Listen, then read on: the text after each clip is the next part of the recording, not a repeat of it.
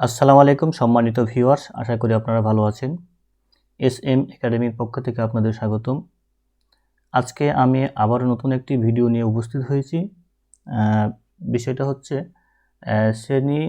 একজন স্টুডেন্টকে আপনি পরবর্তী শ্রেণীতে উত্তীর্ণ করবেন কি করবেন না, সেই বিষয়টি নিয়ে আজকে আপনাদের আমি ক্লিয়ার বা সুস্পষ্ট ধারণা দেব। তো শ্রেণী উত্তরণের একটা নীতিমালা আমি দেখতে পাচ্ছি এখানে, যেটা আপনাদের নির্দেশিকাতে দেওয়া আছে, আপনারাও এটা পেয়ে যাবেন। এখানে দুইটি বিষয় বিবেচনা করার কথা বলা হচ্ছে। একটা হচ্ছে আপনার দেখেন যে শিক্ষার্থীর বিদ্যালয়ে উপস্থিত হার, এবং 2 নম্বর বিষয়টা হচ্ছে বিষয়ভিত্তিক পারদর্শিতা। অর্থাৎ এই বিষয়টা মোস্ট গুরুত্বপূর্ণ। অর্থাৎ এই বিষয়টা সে অর্জন না করলে তাকে কোনো ক্রমে পরবর্তী শ্রেণীতে উত্তীর্ণ করা যাবে না। 1 নম্বর যে পয়েন্টটা হচ্ছে আপনার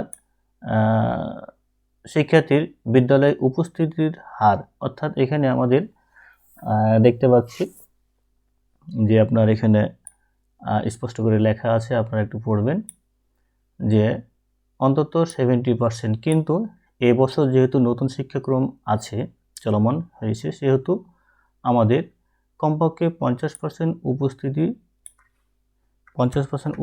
থাকলে তাকে পরবর্তী শ্রেণীতে উত্তীর্ণ করা যাবে, সে যদি 2 নম্বর পয়েন্টটা ফুলফিল করে। এখানে একটা কথা উল্লেখ করছে, দেখেন আপনার 2 নম্বর পয়েন্টে যদি আমি আলোচনা করি, দেখেন যে বলছে যে দ্বিতীয় যে বিবেচনা বিষয়টা হচ্ছে তা হলো পারদর্শিতা নির্দেশকের ভিত্তিতে শিক্ষার্থী অর্জনের মাত্রা সর্বোচ্চ 3টি বিষয়ে ট্রান্সক্রিপ্টে সবগুলো পারদর্শিতার নির্দেশকে কোনো শিক্ষার্থী অর্জনের মাত্রা যদি চতুর্ভুজ স্তরে থাকে, তবে তাকে পরবর্তী শ্রেণীতে উত্তরণের জন্য বিবেচনা করা যাবে না। বিষয়টা ক্লিয়ার আশা করি আমরা বুঝতে পারছি যে যদি কোনো শিক্ষার্থী 3টি ট্রান্সক্রিপ্টে যদি সবগুলোতেই চতুর্ভুজ পেয়ে যায়, তাহলে তাকে পরবর্তী শ্রেণীতে কোনো ক্রমে উত্তীর্ণ করা যাবে না। আর যদি এই পারদর্শিতার উত্তীর্ণ হয়, তাহলে তাকে ওই উপস্থিত হারে কিছু বিষয় বিবেচনা করা যাবে। এখানে বিশেষভাবে বিবেচ্য বিষয়সমূহ উল্লেখ করা আছে, যেটি আমরা একটু দেখলে বুঝতে পারবো।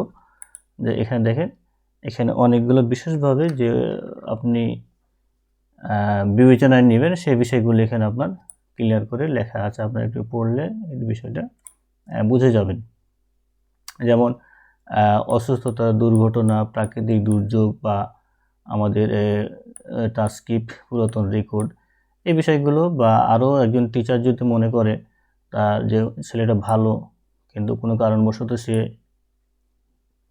পারছে না, তাহলে উনি প্রতিষ্ঠান প্রধানের মতামত নিয়ে সিদ্ধান্ত নিতে পারবেন, বা প্রতিষ্ঠান প্রধান ওই শিক্ষকের মতামত নিয়ে সিদ্ধান্ত নেবেন যে পরবর্তী শ্রেণীতে উত্তীর্ণ করা যাবে কি না, বা এখানে উত্তীর্ণ করলে কোন বিষয়গুলো মাথায় রাখতে হবে, সেই বিষয়টা নিয়ে এখানে আলোচনা করা আছে। আপনারা এই বিষয়টা একটু পড়ে নেবেন। তো আমি যে ট্রান্সক্রিপ্টের কথা বলছিলাম, যে ট্রান্সক্রিপ্টটা কেমন হলে সে পরবর্তী শ্রেণীতে উত্তীর্ণ হতে পারবে না, সেই ট্রান্সক্রিপ্টটা আজকে আপনি এখন দেখাচ্ছি আমি। দেখেন এখানে 3টে বিষয়ে ট্রান্সক্রিপ্ট দেওয়া আছে নমুনা স্বরূপ। এখানে শিল্প সংস্কৃতি, বাংলা এবং ডিজিটাল প্রযুক্তি। এই 3টে বিষয়ে ট্রান্সক্রিপ্টে দেখেন প্রতিটাতেই সে চতুর্ভুজ পেয়ে গেছে। এখানে দেখুন চতুর্ভুজ পেয়ে গেছে এবং এখানে চতুর্ভুজ পেয়ে গেছে। এরকম যদি সর্বোচ্চ 3টি বিষয়ে ট্রান্সক্রিপ্টে সে চতুর্ভুজ পেয়ে যায়, অর্থাৎ বার্ষিক ট্রান্সক্রিপ্টে, তাহলে তাকে কোনো ক্রমে পরবর্তী শ্রেণীতে উত্তীর্ণ করা যাবে না, যেটা আমাদের নির্দেশনাতে উল্লেখ করে দিয়েছে। আশা করি আপনারা সকলেই বুঝতে পারছেন যে একজন স্টুডেন্টকে কিভাবে আপনি পাস করাবেন না ফেল করাবেন, এটা ক্লিয়ার হয়ে গেছেন। এভাবেই আপনারা সিদ্ধান্ত নেবেন একজন স্টুডেন্টকে পরবর্তী শ্রেণীতে উত্তীর্ণ করবেন কি করবেন না। তো ধন্যবাদ সকলকে ভিডিওটা দেখার জন্য। ভালো থাকবেন, সুস্থ থাকবেন। আসসালামু আলাইকুম।